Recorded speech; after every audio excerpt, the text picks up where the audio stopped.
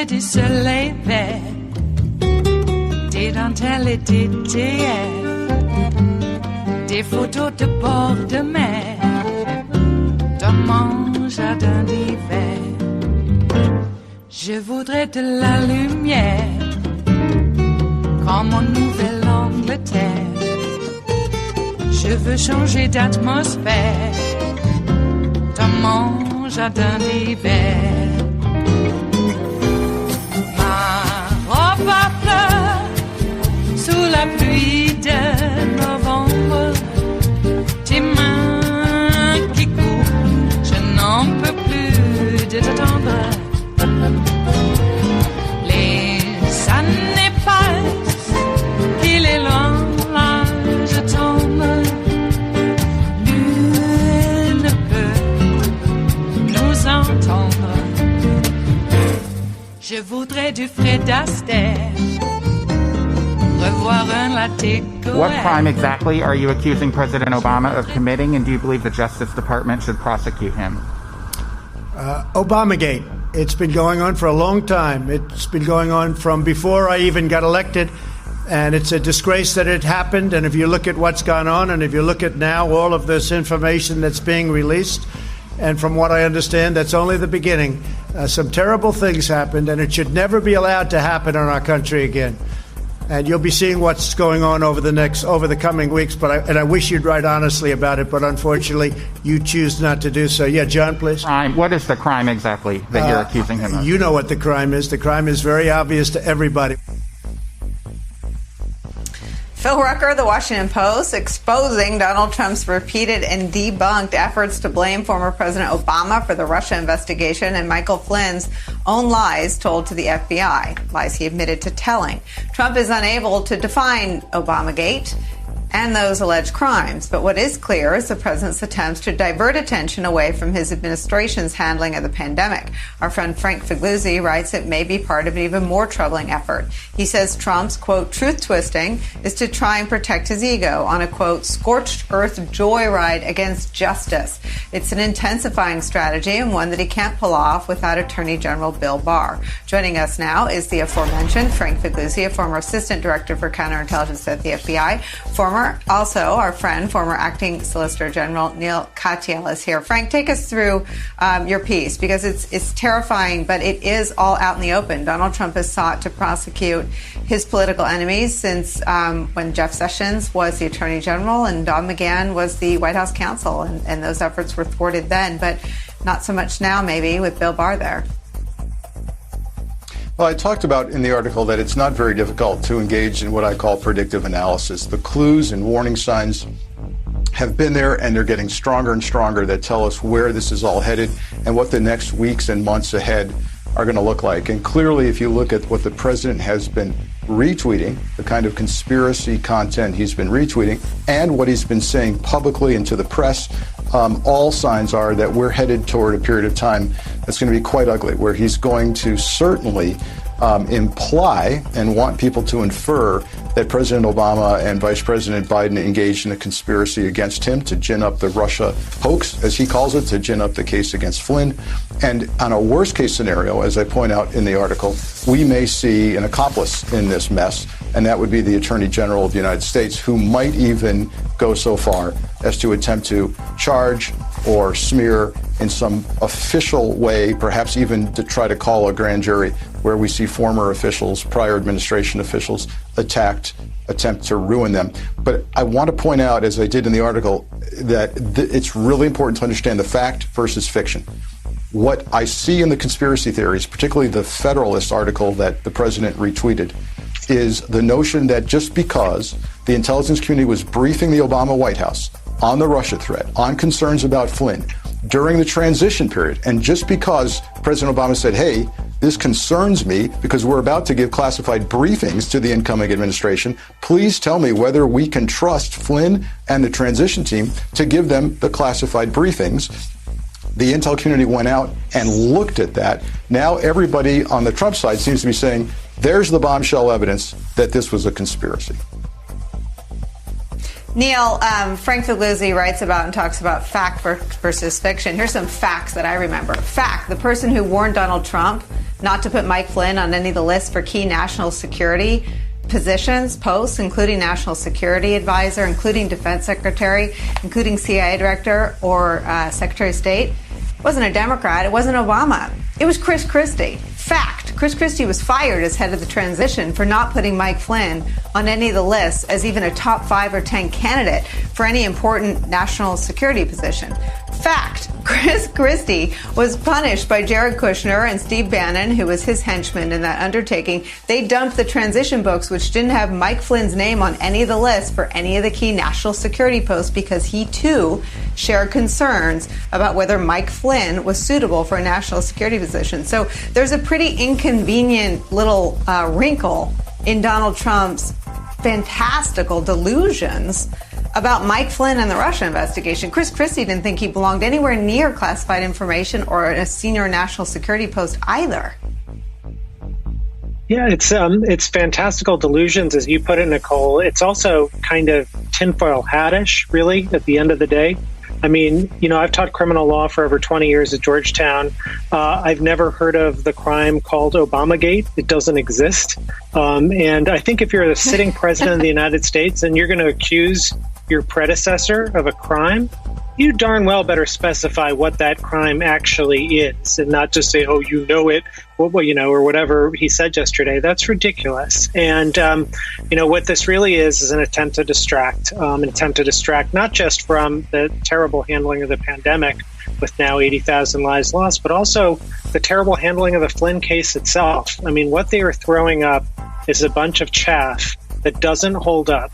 The fact is, you had Michael Flynn plead guilty twice to lying to the FBI.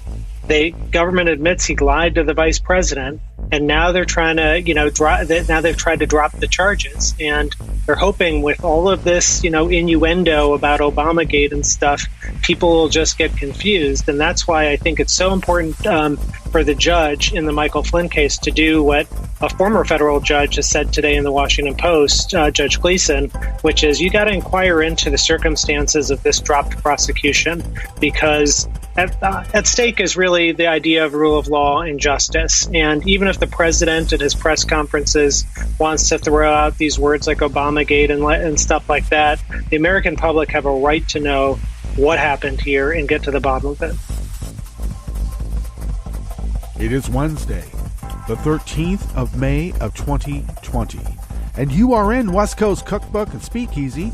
I am your chef de cuisine, Justice Putnam, and our daily special is Smothered Benedict Wednesdays. Will no one rid us of these weird white Protestants who, from 2019 to 2020, went from 19% believe that Trump is anointed by God to a full 49%. That's right, in a year. Oh my God. And I don't mean that literally. Oh, what are we going to do with that? Well, fortunately, white Protestants only make up what? The whole of his base. So we got that going for us, which means they also have a lot of guns. And they damn well better make sure that they get their guns in church because it's their God-given right. God said, bring your guns to church. And they do.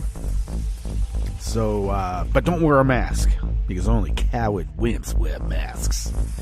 There are idiots who purport to be editors of magazines. I wonder what that really means. Nevertheless, who purport that World War II soldiers did not wear masks. Really? It's just so... What are we going to do with these people? Because I don't actually believe that person exists, even though they say. And, they've got, over 10,000 followers. 10,000. And they purport to be an editor of some sort of weird magazine I've never heard of. Sounds like a bot to me. And the follower list, I don't know, was bot. I don't know. Acquired some way other than, the old-fashioned way. People find you by chance, and then they follow you. Or not. And there's a lot more of the nots, I hope. Rather than just no one finding you at all. Well, yeah, World War II soldiers wore masks. They even did it in World War I. God, these people. And when I say these people, I am really putting them wholly apart from the rest of, well, us humans. Please. Okay. Well, it really seems like Obama is going to get lynched. Apparently, there's a subpoena. I haven't delved into this too deep. It just came out, but yeah, they've been floating this idea that Obama has committed some great crime of pretty much criticizing and opposing anything Trump. Yeah, the black guy said something about Trump on a private phone call. Now they got to go after him. Sounds to me like Trump was tapping his calls. Because how did they get out there? I wonder. Anyway, even if Obama said, look, I know this is going to get out there, and it should. We got Moscow Mitch. Telling Trump to telling Obama to shut his mouth. You're a black guy, and I keep telling you to shut your mouth. Let's remember, Moscow Mitch told Obama to shut his mouth about the Russians attacking us while Moscow Mitch was making deals with Deripaska.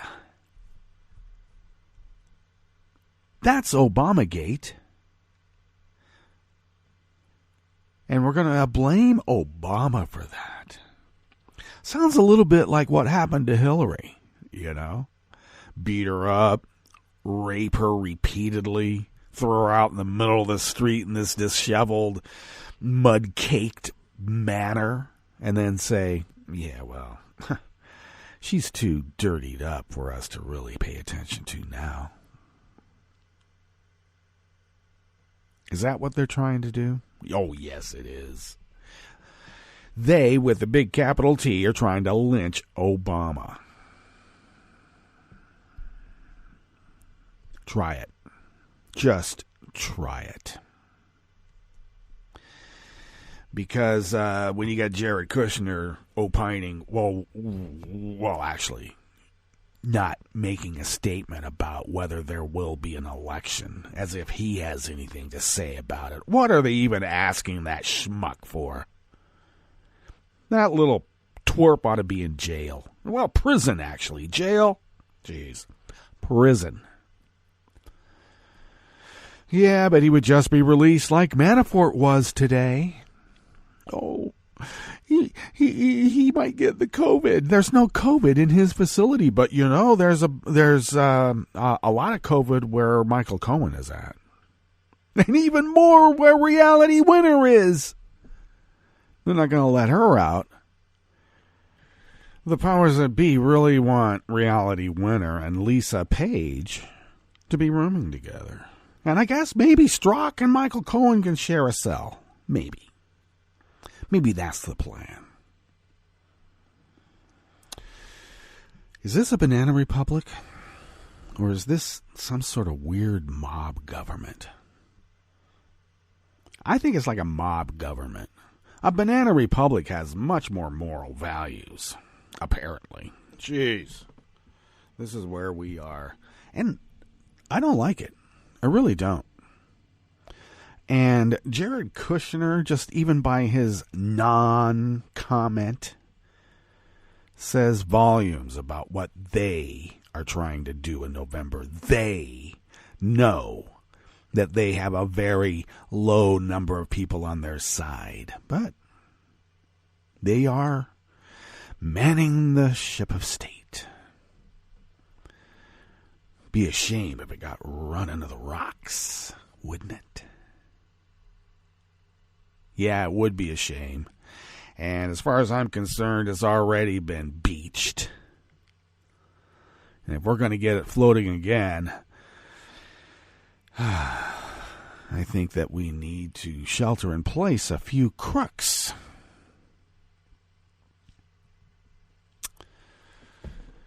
And that includes a lot of these little schmucky Federalist Society judges that McConnell packed into the court system, too.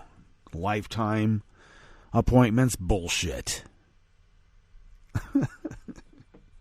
If all of a sudden, all of this power is given to Trump because I don't know why, then we can break a few norms like the preceding president saying some untoward comments in a private phone call about the current president's mob-upped activity and his total ineptness in even doing that.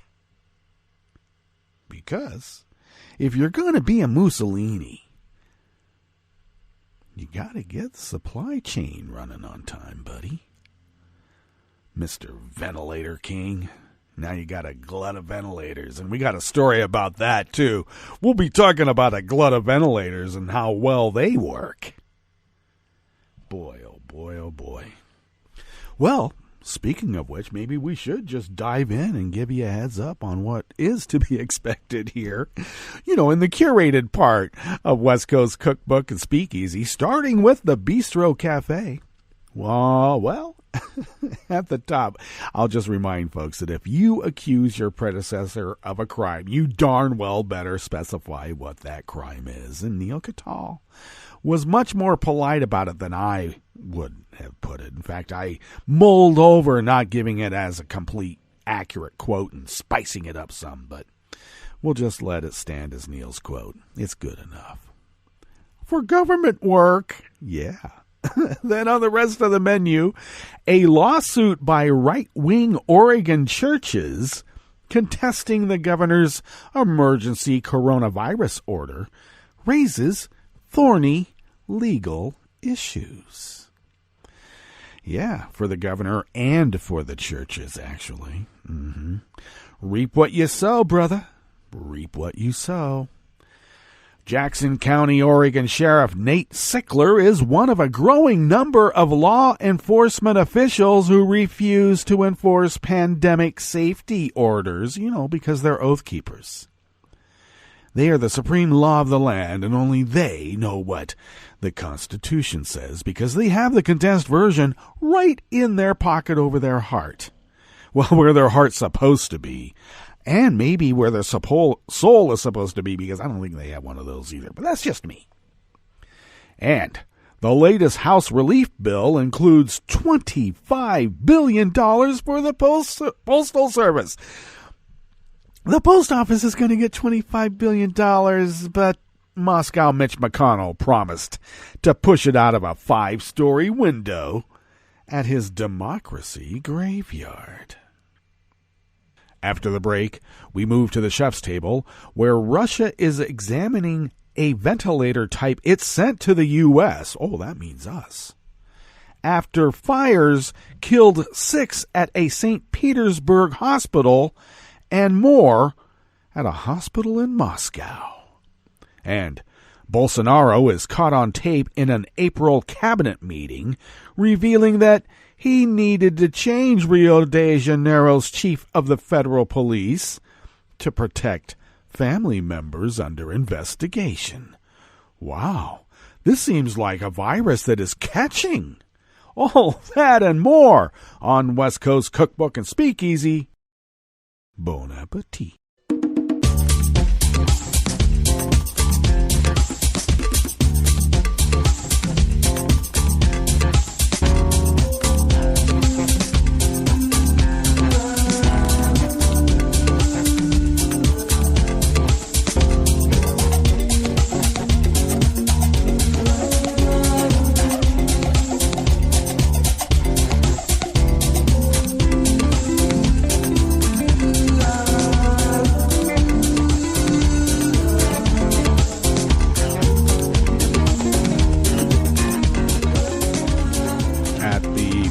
Our homepage at netrootsradio.com. To the rightish of the page is our chat room link, deftly located by Superior Graphic Design. Thank you, Tom. Right there next to the social media scroll is our chat room link, monitored by Kelly Lincoln. Thank you, Kelly. To the leftish of the chat room link, at the bottom of our homepage, at netrootsradio.com, is our link to our Patreon page. Yes, of course, we're at that part of the spiel now. And do please become a recurring Patreon of Netroots Radio. This is no joke. We are able to pay our bills and fly under the radar and continue resistance broadcasting because of your generosity over 9 years now. And thank you. And now more than ever, we're in these perilous times, and it really looks like it's going to get tougher and tougher. I mean, wow. I don't want to be ambivalent about Facebook. I don't want to be ambivalent about Twitter. I don't want to be ambivalent about CBS News. But we need to really have the ability to triangulate, as historians would say, to ferret out what the truth might be. Come at it from 3 different angles, and you can pretty much divine what's up. And we're part of that tripod, I like to think. And so we're here to resist. And we need it now more than ever, and your generosity has allowed us to fulfill our civic duty, which was bestowed upon us by the founders. Oh, so many eons ago. Yes, indeed, eons. If you would like to follow Netroots Radio on Twitter, do so at Netroots Radio. Tom takes care of that also. Thank you, Tom. I, of course, take care of at Justice Putnam on Twitter. Follow me there. I post the show notes and links diary on Daily Codes about 10 minutes before showtime, and link that up on Twitter and Facebook and, well, a lot of different places everywhere I can, in fact.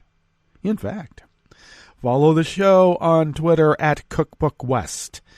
And, most importantly, pick up podcasts of the show and really all of our shows on Netroots Radio on Spreaker and Stitcher, iTunes, iHeart, YouTube, iTunes, and wherever podcasts can be found. We're all there.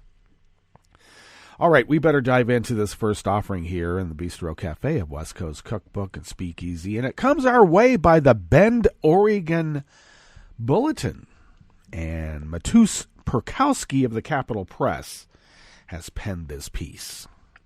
A lawsuit claims Oregon Governor Kate Brown's coronavirus emergency orders have plainly exceeded a constitutional limit because viruses know the law. Just about as much as a guy who's occupying the Oval Office right now knows it. In fact, by his own admission, the virus is much more intelligent than he is. Well, that's not hard to figure out when you think about it. Because he's not able to penetrate the lipid barrier. Not one bit. The complaint, filed by 10 churches and several pastors and congregants, argues that Brown's restrictions on gathering should have already expired because she didn't obtain legislative approval to extend them beyond 30 days as required by Article 10A of the Oregon Constitution.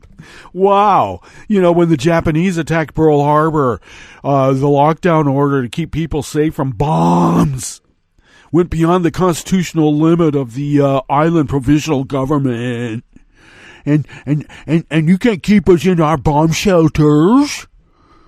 No, we need a haircut. I need a pastrami sandwich, too. Ray Hack. Now that is a great name for a lawyer in Oregon. I'll say that again. Ray Hack, attorney for the plaintiffs, said that good intentions are no excuse for violating the Constitution's catastrophic disaster provision, which is meant to be a check on the governor's power. Yeah, well, you know what a check is on a virus?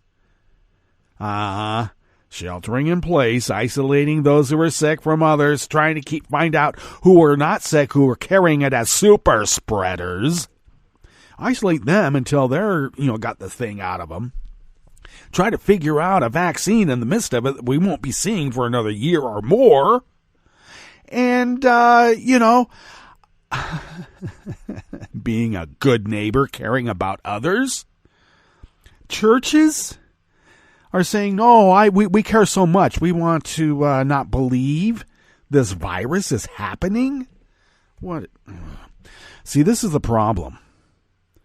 Kate Brown, the governor of Oregon, was one of the first governors to put in these sheltering in place requests, and they only became more stringent because of people like, Central Oregon congregants, pastors, and churches who say, we don't want to be a part of America. We want to be part of Hail Bop, probably.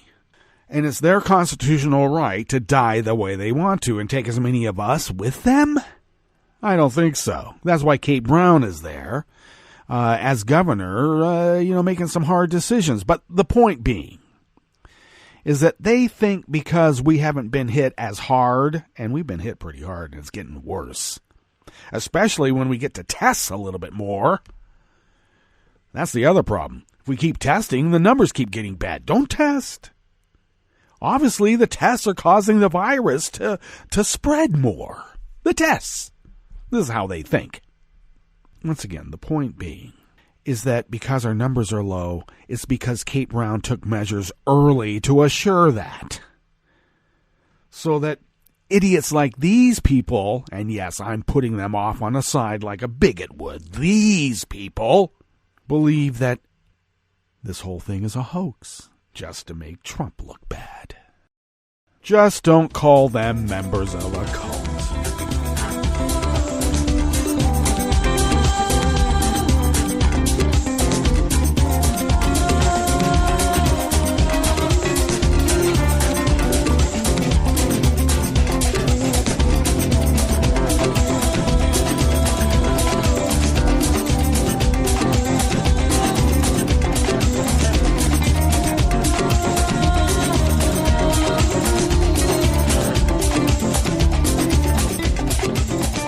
I seem to be quite strident. I don't mean to be so strident. I apparently seem to be drawn to it that way, so to speak. This next offering here in the Bistro Cafe of West Coast Cookbook and Speakeasy Smothered Benedict Wednesdays is brought to us by the American Independent, penned by Josh Israel. Shiawassee County Sheriff Brian Begoli, a Republican in central Michigan, announced that he and his deputies will not enforce Governor Gretchen Whitmer's stay-at-home order. He is the latest of a growing number of law enforcement officials who say they will simply ignore the social distancing rules instituted by governors and aimed at reducing the spread of the COVID-19 pandemic in their states because they are the supreme law of the land. Didn't you read Robin Hood? Yes, the Sheriff of Nottingham. He held all the keys to power and leveraged them as he would. And one Robin Hood, who may or may not have been operating under good intentions, what does it matter? Good intentions matter not a twit. No, the sheriff held the levers of power because only he was the most educated in the realm, most likely even more than the king himself. And so then they would dispense with their law. How they saw it. And a lot of times it took in, collecting some taxes from a few people, which some people would call extortion, but like a little strong-arm tactic. You want our protection? Give us some of your wheat. In fact, give it all. And now we have these...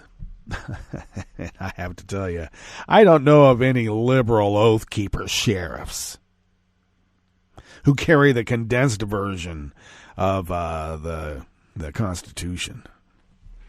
Revised, I believe, is really what it is. Take away the First Amendment, make the Second Amendment prominent even more than the Bill of Rights. Yikes!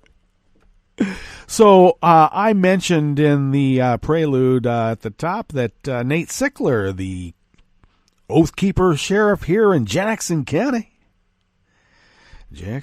Oregon, Southern Oregon, made a proclamation on Facebook that caused a bit of a row, and that is, he's not going to enforce any of Kate Brown's libtard rules.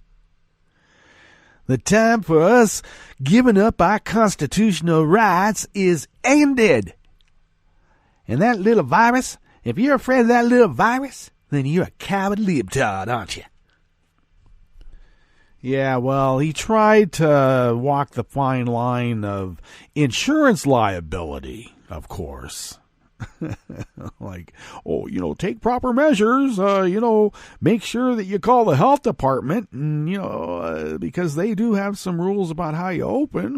It's just that we're not going to force them. So then, our beaches were flooded by a bunch of idiots who said, those beach communities are going to die unless we go out there and spend some money. Well, then they go there and no shops are open because a lot of people don't want to be open and catch the virus. The beach communities were one of the first to shut down even before Kate Brown said to, and they did this before. Beach communities said, do not come here. The idea is that you're bringing your stuff here and we don't have it and we don't want it. So they went out there and they got all mad like, oh, Kate Brown said they can't open up. All the business owners said, we're not opening up. We don't need a governor to tell us that, but thank God we do. So then there was a $700 or some odd dollar fine for violating that order. And that's an affront. That is a deep enough affront. And the sheriff there said, well, I don't know what the sheriff out in the beach community said, but the sheriff in Josephine, the sheriff in Jackson, the sheriff in Baker, all up and down the more rural, conservative, red, right-wing, secessionist part of Oregon are all up in arms, literally. When I mean literally, I mean with guns. I guess literally it'd be their arms were up. But you know what I mean. Anyway. They can't stand it. Now we have Oathkeeper sheriffs who say we won't enforce this law. Now the law about picking up little brown kids and throwing them in icebox baby gulags, well, we love that. Of course we're going to enforce that. Even though it's a violation of constitutional guarantee, we are the constitutional oath keepers. And you're all just a bunch of commie Robin Hoods.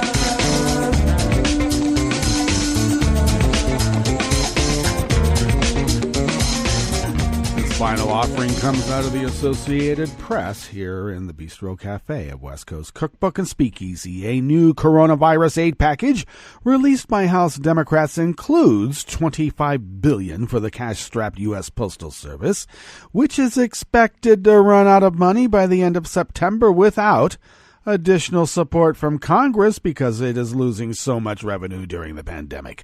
Well, part of the reason is they have to keep funding this stupid pension package that was imposed on them by the Bush regime back in the day because, get rid of all the public unions and anything that might be construed as a constitutional part of the United States, like the Postal Service. Trump's all mad because the Postal Service was around when Obama was, and since that happened, you got to get rid of it. The bill released on yesterday, also would repeal several restrictions on a $10 billion line of credit for the Postal Service authorized in a previous economic rescue law. The House is expected to vote on the package as soon as tomorrow, Friday, but Moscow Mitch McConnell said there is no urgency for the Republican-controlled Senate to act. Of course not. Deripaska was told by Vlad, hey, Slow it down a little bit. I got a little bit of problems here with my own virus thing, but hey, you're right on schedule. In fact, you're way ahead of schedule. Thank you, comrade. Thank you. Trump has publicly threatened to block the $10 billion loan unless the Postal Service significantly raises rates for packages delivered for Amazon and other big shippers. You know, charge more for your medicine, Ma, Grandma. Hey, Uncle Mike, you know that Trump's making the package for your medicine go up? No, that's Kate Brown's fault. And if it's Kate Brown's fault, it's really Obama's fault. Lock him up. Let's subpoena him. My God. Well, Trump has complained for years that the Postal Service was being exploited by Amazon and other shippers, but Democrats say his real target is Amazon CEO Jeff Bezos, who owns the Washington Post. Trump has feuded with what he's termed the Amazon Washington Post and other news organizations that have reported unfavorable developments during his campaign and presidency. Wow, this positive thinking really has him in the pits. Ha!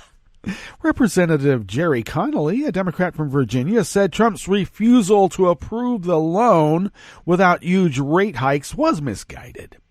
He is willing to sacrifice the U.S. Postal Service and its 630,000 employees because of petty vindictiveness and personal retaliation against Jeff Bezos. That would be a tragic outcome, Connolly said of Trump. And Trump was probably saying, yeah, so that's what I do. I told everybody I was a snake. All right, let's get to our break, and you can read the rest of these articles in their full entirety without all of the patronizing accents and, added humor. Well, you get the gist of what it is, because a lot of this is just, there's nothing left. If you can't cry, then we might as well make jokes about it. Indeed. Let's get to our break, and when we get back from that break, we will go through weather from around the world, and we will finish up with the stories that we've curated for you today. Indeed. You are listening to West Coast Cookbook and Speakeasy, and we will be right back. You are listening to netrootsradio.com. Please hang up and try again.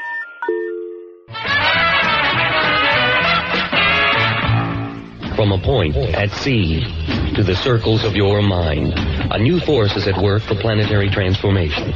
New radio for a new Earth.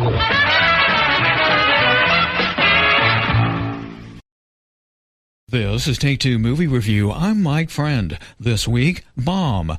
News and talk show producers all have lists of folks they can call for a reliable point of view. Michael Moore, who's the executive producer of the controversial new movie Planet of the Humans, may well have gotten himself removed from those lists with his new film, in which he dares posit that green energy isn't as green as you think, and further, that the current iteration of global capitalism, now all in on green energy, isn't going to save us. Director Jeff Gibbs and his GoPro record the diesel generators powering green events on cloudy days and acres of abandoned solar and other alternative energy equipment. And some of environmentalism's biggest stars, Al Gore and Bill McKibben, to name a couple, are cast as having been co-opted. How Moore and Gibbs feel about this is obvious. Why they feel that way, though, maybe not so much. If the existing capitalist order is permanent and unassailable, is it not in environmentalists' interest to have the capitalists on board? Maybe so, but in the view presented here, the combination of environmental impacts of corporate green energy writ large, the middle-class aspirations of billions, let alone those unborn, don't provide for a sustainable future. In Trumpland, Moore stood before a red state crowd with a chalkboard and showed how tax increases to pay for single-payer health care would actually save people money. Planet of the Humans could have benefited from this technique. Crunching the numbers would have shown the comparative benefits of green energy, which gets short shrift here, but more importantly, perhaps, illustrated the point that without changes far more radical than using solar panels, humankind is, well, like the title suggests. So goodbye, Michael Moore, reliable progressive, hello, or maybe it's welcome back, Michael Moore, bomb thrower. This has been Take Two Movie Review. I'm Mike Friend. Catch up with us at Take2MovieReview.com and feed us back on our channel on YouTube.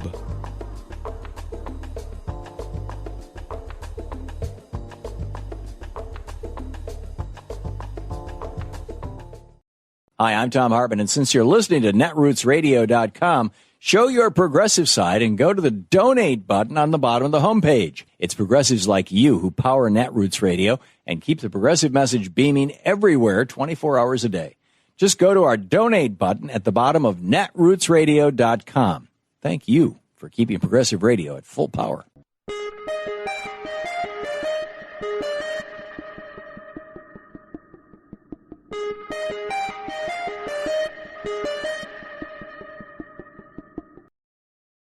I'm Rick Smith, and this is Labor History in 2.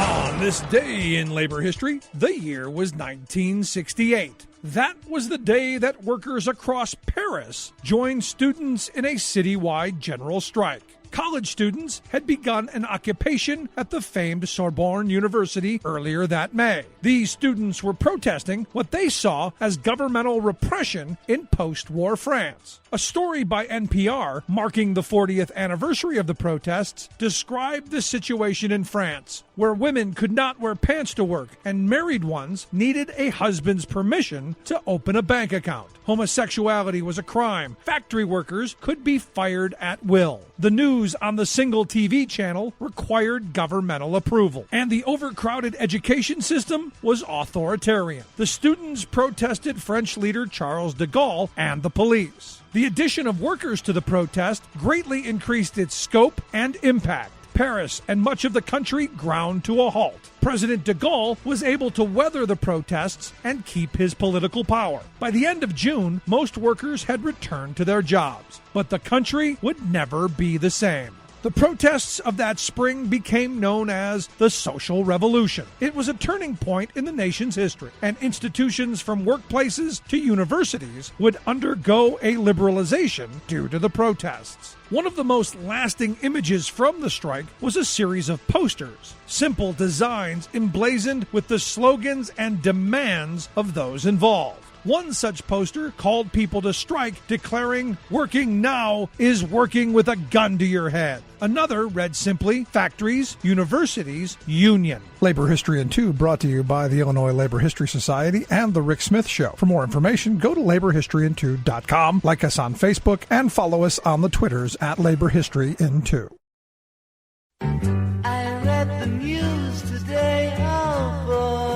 It's time for Nicole Sandler's What's News from NicoleSandler.com and the Progressive Voices Network. It was a split-screen Tuesday morning in America as the Senate Health Committee heard testimony from some of our nation's most important medical experts on the coronavirus crisis, and the Supreme Court heard arguments via teleconference about subpoenas for Donald Trump's tax returns and financial records. We'll begin in the Senate, where Dr. Anthony Fauci on Tuesday warned of unnecessary suffering and death if governors reopen state economies before implementing adequate safeguards against a renewed surge in coronavirus infections. My concern that if some areas, cities, states, or what have you, jump over those various checkpoints and prematurely open up without having the capability of being able to respond effectively and efficiently, my concern is that we will start to see little spikes that might turn into outbreaks. There is a real risk that you will trigger an outbreak that you may not be able to control, which in fact, paradoxically will set you back, not only leading to some suffering and death that could be avoided, but could even set you back on the road to trying to get economic recovery. That's Dr. Fauci testifying by video before the Senate Health, Education, Labor, and Pensions Committee Tuesday morning. Fauci and two of the other witnesses, Dr. Robert Redfield, director of the Centers for Disease Control and Prevention, and Stephen Hahn, the head of the Food and Drug Administration, all testified under self-quarantine after possible exposure to the virus. One particularly heated exchange came between Dr. Fauci and Rand Paul, senator from Kentucky who battled COVID last month. I think we ought to have a little bit of humility in our belief that we know what's best for the economy. And as much as I respect you, Dr. Fauci, I don't think you're the end all. I don't think you're the one person that gets to make a decision. If we keep kids out of school for another year, what's going to happen is the poor and underprivileged kids who don't have a parent that's able to teach them at home are not going to learn for a full year. You use the word we should be humble about what we don't know. And I think that falls under the fact that we don't know everything about this virus. And we really better be very careful, particularly when it comes to children, because the more and more we learn, we're seeing things about what this virus can do that we didn't see from the studies in China or in Europe. We better be careful if we are not cavalier in thinking that children are completely immune to the deleterious effects. I am very careful and hopefully humble in knowing that I don't know everything about this disease. The hearing was held as the U.S. death toll from the pandemic surpassed 82,000, with a total of nearly 1.4 million infections nationwide. And the Fox so-called news hosts, who are all working from home, ramped up a smear campaign against Fauci following his testimony. Is this the guy you want to chart the future of the country? Maybe not. This is a very serious matter, the decisions we're making right now. Tony Fauci has not been elected to anything. Some people seem to think he should be dictator for the duration of this crisis.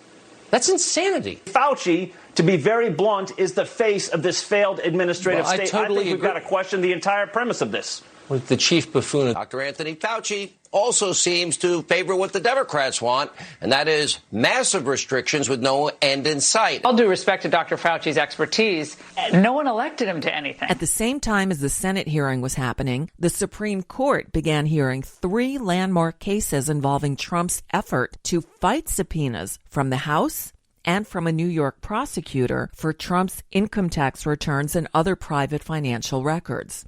The cases involve demands for access to records from Trump's accounting firm, Mazars USA, and 2 banks, Capital One and Deutsche Bank. Trump's lawyers argue that prosecutors have no constitutional right to demand his records while he's in office, and that lawmakers have no legitimate need for the material. In the second hearing of the day regarding the New York State subpoenas, Trump's personal lawyer, Jay Sekulow, repeatedly suggested that Donald Trump had special immunity because he's the president.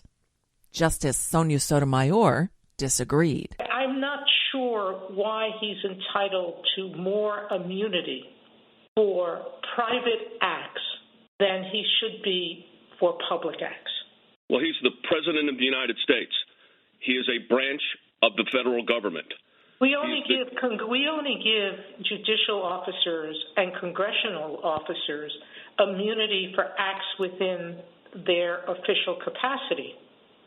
If they don't, if judges sexually harass someone, we've said that's not within judicial functions, they can be sued. If congressmen do the same thing, they can be sued. So my question still comes. You're asking for a broader immunity than anyone else. The justices' questions suggested a split between the court's conservatives, who are wary of presidential harassment, and the more liberal members of the court, who said presidents shouldn't be above the law, as Justice Elena Kagan felt compelled to tell Trump's lawyer, Jay Sekulow. So, Mr. Sekulow, you've said that a number of times and made the point, which we have made, that presidents can't be treated just like an ordinary citizen, but it's also true, and indeed a fundamental precept of our constitutional order, that a president isn't above the law. From our first days, Chief Justice Marshall told Thomas Jefferson that he could be subpoenaed, he could be examined as a witness, he could be required to produce papers. And so I guess going back to Justice Breyer's question, why isn't the way to deal with these two things, that the president is special, but that the president is like an ordinary citizen in that he's subject to law, is to say the president can make these usual objections that a subpoena recipient can make about harassment or about burden, and the courts, in reviewing those, of course, should take seriously the president's objections and treat those with a certain kind of sensitivity and respect due to somebody who is a branch of government. Why isn't that the right way to do it? For 2 reasons. First, and I think the case here is the perfect example. Here, the district attorney copied verbatim the House Oversight Committee and Ways and Means Committee subpoena verbatim. So, and we were just discussing in the previous case the nature of that burden. For counsel, the president hiring counsel, for each time he could be subpoenaed as a witness, or in this particular case as a target, would raise a serious impact on the president's Article 2 functions. So we think a categorical approach, and it's very specific here, state process as to the president, targeting the president's documents, in a criminal proceeding. Should be prohibited. A ruling isn't expected until the end of June, and any handover of documents could be delayed until after the 2020 presidential election if the High Court decides lower courts must continue working on the cases. Stay tuned. This happened on Tuesday. U.S. District Judge Emmett Sullivan held up the Justice Department's motion to drop charges against Michael Flynn, Trump's first national security advisor. Sullivan said he expected independent groups and legal experts to challenge the Trump administration's determination that Flynn should never have been charged with lying to the FBI. Flynn pleaded guilty 2.5 years ago to lying to federal agents about his contacts with Russia's ambassador. He later tried to get out of his plea deal, and the Justice Department last week took the very irregular step of reversing its effort to uphold the plea. Critics have called that move politically motivated. House Democrats on Tuesday released their latest proposed relief package to help stimulate the economy and support the health care system during the coronavirus crisis. The proposal includes nearly $1 trillion in relief for state and local governments and a second round of direct payments to Americans of $1,200 per individual and up to $6,000 per household. The bill also seeks to extend the $600 per week federal unemployment insurance benefit and provide $200 billion in hazard pay for essential workers who've been required to continue going to their jobs despite stay-at-home orders. Even if the legislation passes the House, it's expected to face a challenge in the Republican-led Senate due to its more than $3 trillion cost. Democrats are pressing forward, though, planning to vote on the package on Friday. If it passes, it would be the largest relief package in history. And that's just a bit of what's news for now. I'm Nicole Sandler. If you appreciate these reports and the Nicole Sandler Show, I hope you'll consider making a contribution. My work is 100% listener supported, and I can't do it without your help. Find out more at NicoleSandler.com, and please click on that donate button.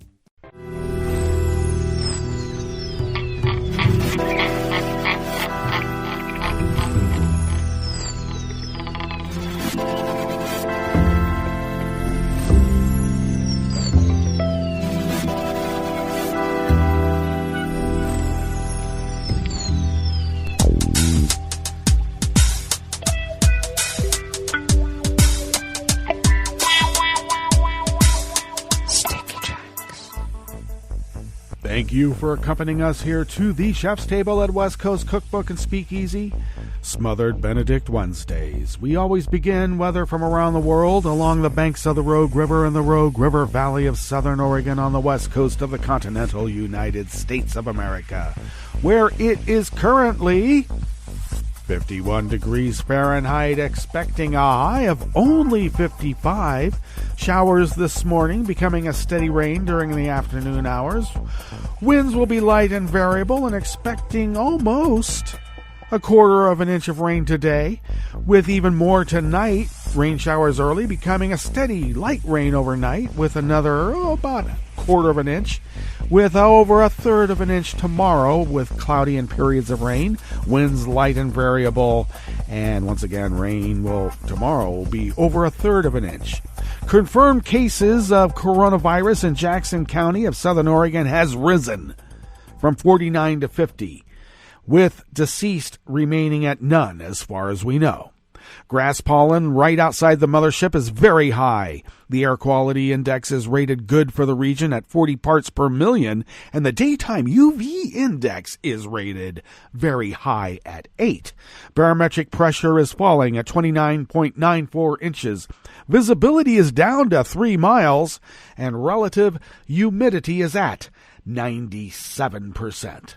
Weather from around the world is brought to you by people's personal weather stations that they purchased. These people planted these purchased personal weather stations somewhere on their property, and these people positively live around the world. London is 53 and fair. Paris is 60 and sunny. Rome is 78 and sunny. Kyiv, 60 and fair. Kabul, 63 and mostly cloudy. Hong Kong is 75 and mostly cloudy. Tokyo is 66 and partly cloudy. Sydney, Australia is 55 and clear. San Francisco, California is 55 and partly cloudy. And New York is 51 degrees Fahrenheit and sunny.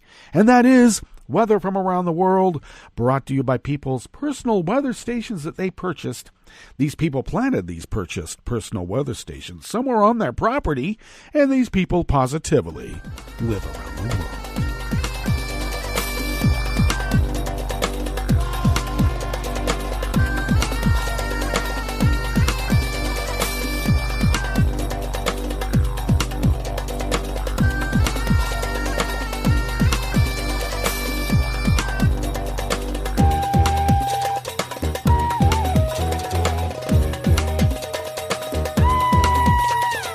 Andrew Osborne and Alexander Morrow of Reuters bring us this first amuse-bouche here at the chef's table at West Coast Cookbook and Speakeasy.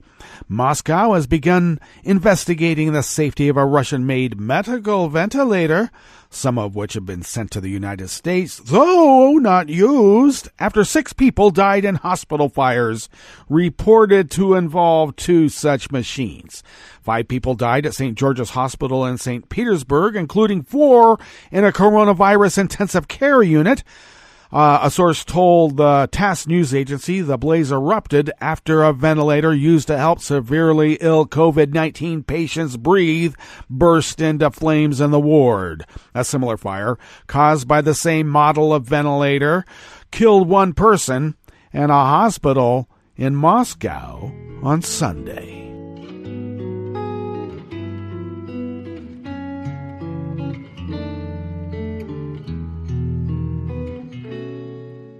Je te donne ce mon amour pour la vie entière, la promesse de me trouver à tes genoux. Aussitôt que tu m'appelles, rester toujours fidèle, c'est tout, c'est tout. Je te donne tous mes printemps, mes étés de mer, mes automnes, quand les feuilles tombent partout. Si ce n'est pas une bonne affaire, je te donne tous mes hivers. This final amuse-bouche here at the chef's table at West Coast Cookbook and Speakeasy is brought to us by Ricardo Brito of Reuters. Brazilian President Jair Bolsonaro said in an April cabinet meeting that he needed to change Rio de Janeiro's chief of federal police to protect family members under investigation. Well, you would think this guy's pangolin is cooked, you would think. The video was shown on Tuesday yesterday to investigators looking into accusations by former Justice Minister Sergio Moro, who resigned 2 days after the cabinet meeting, alleging Bolsonaro was trying to interfere in law enforcement for personal motives. Well, we reported on that when it happened, didn't we? The fresh evidence in the federal investigation of the president fanned a political crisis, distracting Bolsonaro from a widely criticized response to the coronavirus pandemic, eroding his popularity and rattling financial markets. Wow, it seems like that is catching. We should stop it. We should maybe quarantine them in a federal prison somewhere, under the laws of their land. Well, that brings us to the end of our broadcast period for the day, but you do know Netroots Radio is going to broadcast on, and we'll meet up here tomorrow for Metro Shrimp and Grits Thursdays. So do stay tuned to Netroots Radio all day and all night for all the breaking news as it breaks, and we'll meet up here tomorrow, right here in West Coast Cookbook and Speakeasy. Bon appetit.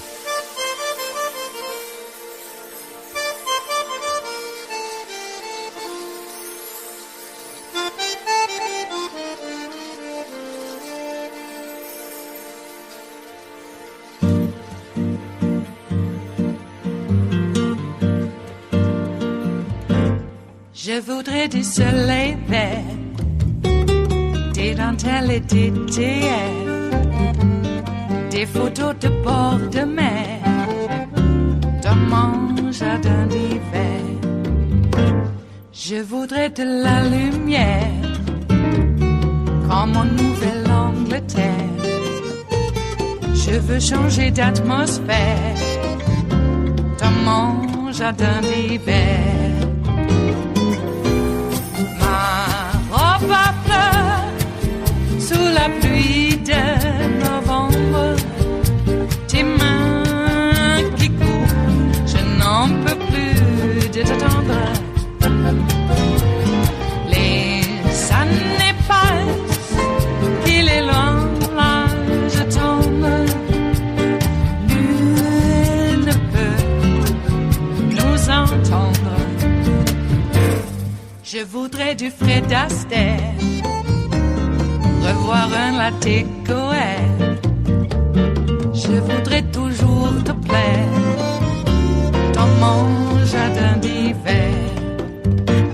Je veux déjeuner par terre, comme au long de golfe clair, t'embrasser les yeux ouverts dans mon jardin d'hiver.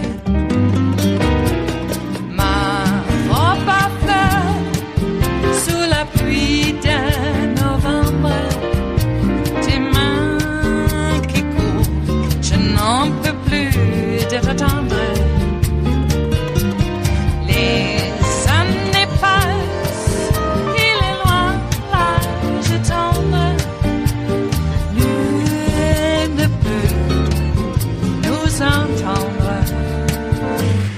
Ba-da-da-dum-di-da-dum.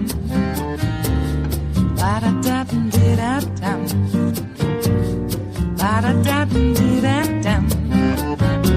Dans mon jardin d'hiver. Ba-da-da-dum-di-da-dum. Ba-da-da-dum-di-da-dum. Ba-da-da-dum-di-da-dum. Dans mon jardin d'hiver. Dans mon jardin d'hiver, dans mon jardin d'hiver.